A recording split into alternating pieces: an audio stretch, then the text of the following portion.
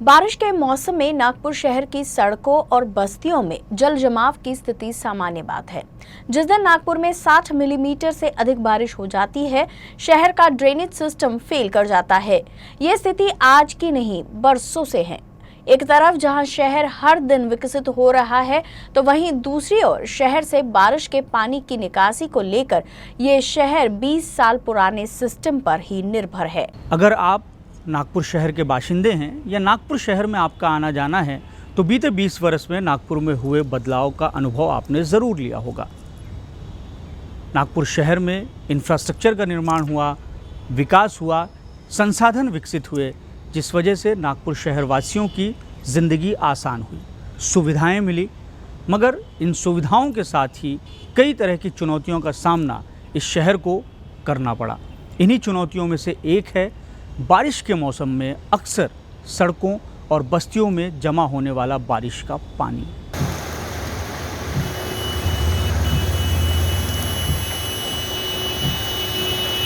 बारिश के मौसम में नागपुर की सड़कों में जलजमाव की स्थिति आम है। मौसम विभाग 24 घंटे के भीतर 64.4 मिलीमीटर से अधिक बारिश को हैवी रेनफॉल की कैटेगरी में रखता है। मगर नागपुर में कुछ घंटे की बारिश में ही सड़कें जाम हो जाती है, जिंदगी ठहर जाती है और शहर का ड्रेनेज सिस्टम फेल हो जाता है।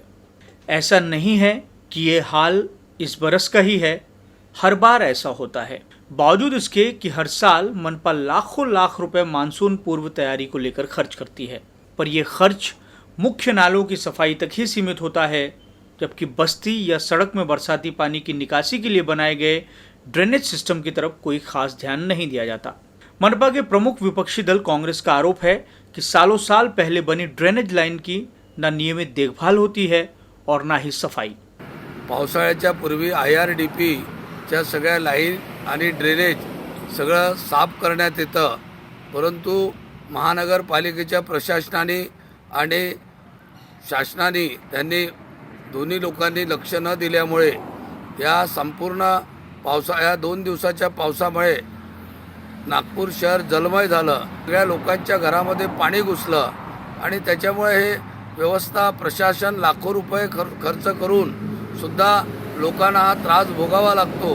आणि या पावसाळ्यामध्ये च्या पूर्वी त्यांनी जी व्यवस्था करायला पाहिजे ती ड्रेनेजची सिस्टमची व्यवस्था साफसूफ न झाल्यामुळे या ठिकाणी मोठ्या प्रमाणामध्ये नागपूरवासियांना हा त्रास भोगावा लागला। नागपुर शहर हर दिन विकास के नए आयामों को गढ़ रहा है।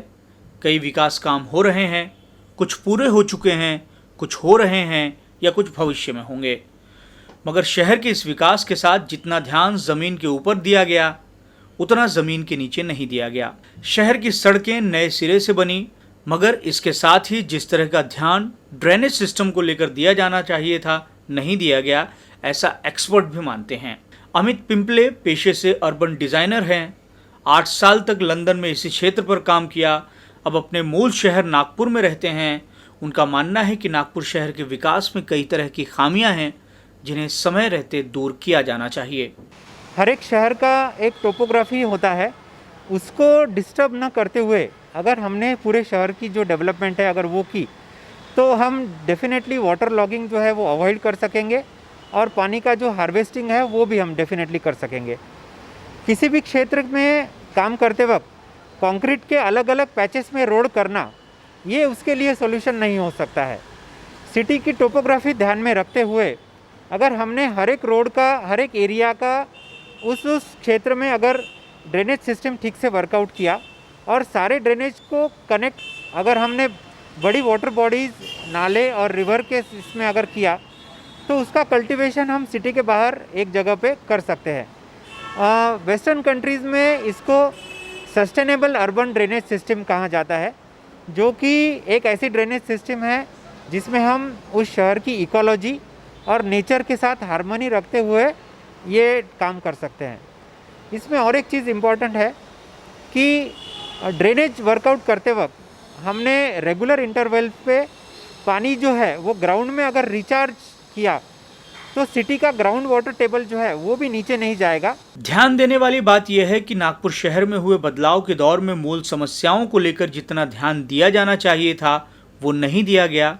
शहर का ड्रेनेज सिस्टम 20 साल पुराना हो चुका है।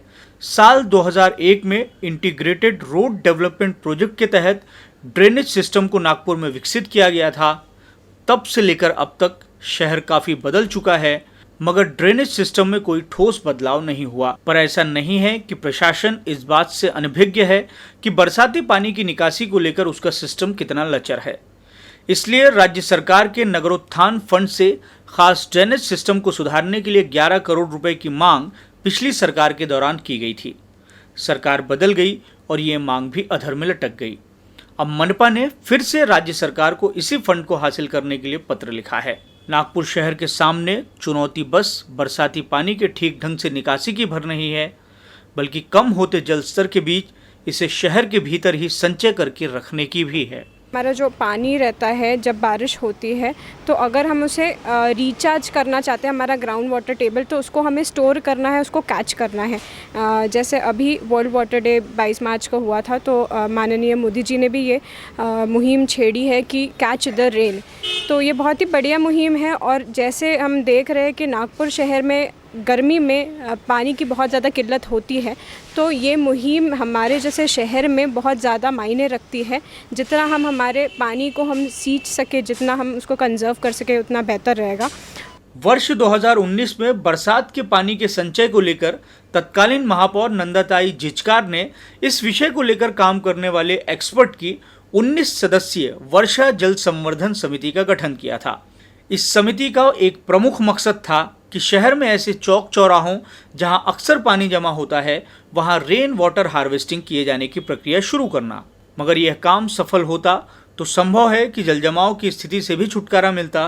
पर इस समिति की सदस्य सुरभि जायसवाल के मुताबिक वो इस समिति की एक भी बैठक में शामिल नहीं हुई, क्योंकि उन्हें कभी बैठक की सूचना ही नहीं मिली।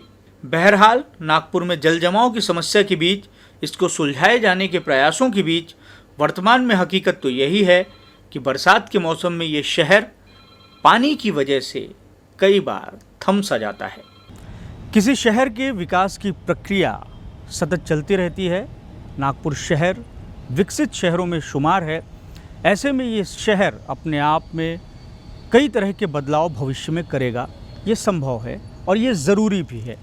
ऐसे में अगर समय रहते इस विकास को समतोल बनाने के लिए और समस्याओं को सुलझाने के लिए बरसाती पानी को बचाने और उसके व्यवस्थापन का सही तरीका समय रहते अपना लिया जाता है, तो इसका फ़ायदा न केवल इस शहर को, इस शहर में रहने वाले लोगों को, बल्कि आगे की पीढ़ी को भी हो सकता है।